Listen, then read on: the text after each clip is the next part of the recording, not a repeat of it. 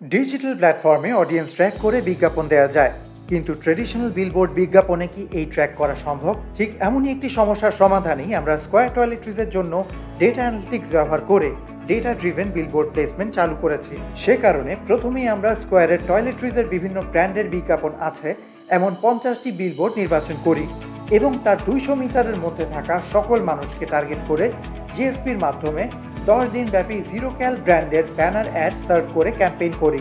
Campaign শেষে আমরা ব্যানারগুলো থেকে পাওয়া ডেটা নিয়ে একটি ডেটাবেস করি, যেখানে ইউজারের জেন্ডার, বয়স, আগ্রহ, সিমের কোম্পানি, ডিভাইসের মডেল, এলাকায় সংখ্যাগুরু বয়সধারী ইত্যাদি তথ্য পাওয়া যায়। তারপরে আমরা আমাদের এক্সট্র্যাক্ট করা ডেটা দিয়ে বিলবোর্ডে প্রচার করার বিজ্ঞাপনের টিজির সাথে ক্রস ম্যাচ করি। ফলাফল ছিল অকল্পনীয়।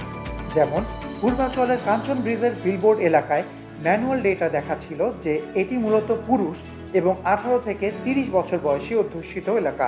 সেই কারণে বিলবোর্ডে একটি নির্দিষ্ট পুরুষ গ্রুমিং ব্র্যান্ডের বিজ্ঞাপন চালানো হয়েছিল। কিন্তু আমাদের ক্যাম্পেইনের পর দেখতে পাই ওই এলাকায় নারী অডিয়েন্সের সংখ্যাও বিশাল, যার অধিকাংশের বয়সসীমা 25 থেকে 34 বছর। অর্থাৎ ওই বিলবোর্ডটি নির্দিষ্ট পুরুষ গ্রুমিং ব্র্যান্ডের জন্য নয়, বরং ইউনিসেক্স ব্র্যান্ডের জন্য পারফেক্ট ছিল। আমাদের ব্যানার অ্যাড ক্যাম্পেইন শেষে 50টি বিলবোর্ড থেকে 30টিরও বেশি বিলবোর্ড এলাকায় আমরা ম্যানুয়াল ডেটা থেকে এমন সম্পূর্ণ আলাদা ডেটা পেয়েছি।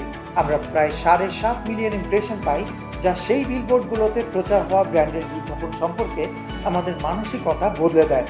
সেই ফলাফলের ভিত্তিতে এখন ব্র্যান্ডগুলি তাদের বিজ্ঞাপন বিলবোর্ডে প্লেস করছে এবং মার্কেটিং ওয়েস্টেজ রিডিউস করছে।